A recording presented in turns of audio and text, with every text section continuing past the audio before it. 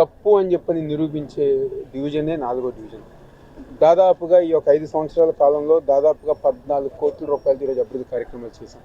ప్రతి కాలనీలో కూడా ఎన్టీఆర్ కాలనీ అవనివ్వండి, వెటనరీ కాలనీ అవనివ్వండి, సిటీఓ కాలనీ అవనివ్వండి, లయలో గార్డియన్స్ అవనివ్వండి, కమర్షియల్ ట్యాక్స్ కాలనీలు అవనివ్వండి, లేకపోతే వెంకటేశ్వర నగర్ అవనివ్వండి, అటుపక్క బ్యాంక్ కాలనీ, భారతీ నగర్, అంబేద్కర్ నగర్, అదేవిధంగా సుబ్బారావు కాలనీ అవనివ్వండి, గురునానక్ నగర్ కాలనీ అవనివ్వండి, సాయినగర్ అవనివ్వండి, శ్రీనగర్ కాలనీ అవనివ్వండి, ప్రతి కాలనీలో కూడా ఈరోజు ఏదైతే అనేక సంవత్సరాలుగా మిగిలిపోయిన రోడ్లు కానివ్వండి, డ్రైనేజ్ వ్యవస్థ కానివ్వండి, పార్కులు కానివ్వండి డెవలప్ చేసింది ఈరోజు జగన్మోహన్ రెడ్డి గారు ఒక నాయకత్వంలో.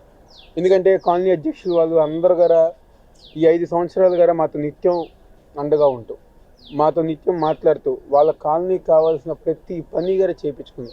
గత 5 సంవత్సరాలు తెలుగుదేశం పార్టీ హయాంలో చంద్రబాబు నాయుడు కానివ్వండి, గద్దె రామ్మోహన్ కానివ్వండి మమ్మల్ని మోసం చేశారు, మా చేత ఓట్లు వేయించుకుని మమ్మల్ని మోసం చేశారు.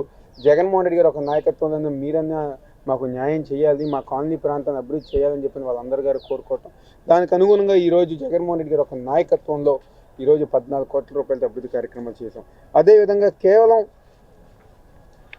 అభివృద్ధి కార్యక్రమాలు కాదు, దాదాపుగా 50 కోట్ల రూపాయల దాకా ఈరోజు ఈ ప్రాంతంలో సంక్షేమ పథకాలు అందించాం. ఈరోజు మేము ఒకటే అడుగుతున్నాం తెలుగుదేశం పార్టీ వాళ్ళు, మీకు అభివృద్ధి గురించి మాట్లాడే హక్కు లేదు. మీరు చెప్తున్నారు మేము అభివృద్ధి చేశామని చెప్పి మీరు ఏం చేశారు? మీ 5 సంవత్సరాల్లో మేము చేసిన అభివృద్ధి మీద ఈరోజు మేము మొత్తం కూడా చెప్తాం, ఏ ప్రాంతంలో ఏ రోడ్డు వేసాం, ఏ కాలనీలో ఏ పార్క్ కట్టామని చెప్పాను. మీరేం చేయగలరని చెప్పి ఈరోజు తెలుగుదేశం పార్టీ వాళ్ళు జరుగుతున్నాం.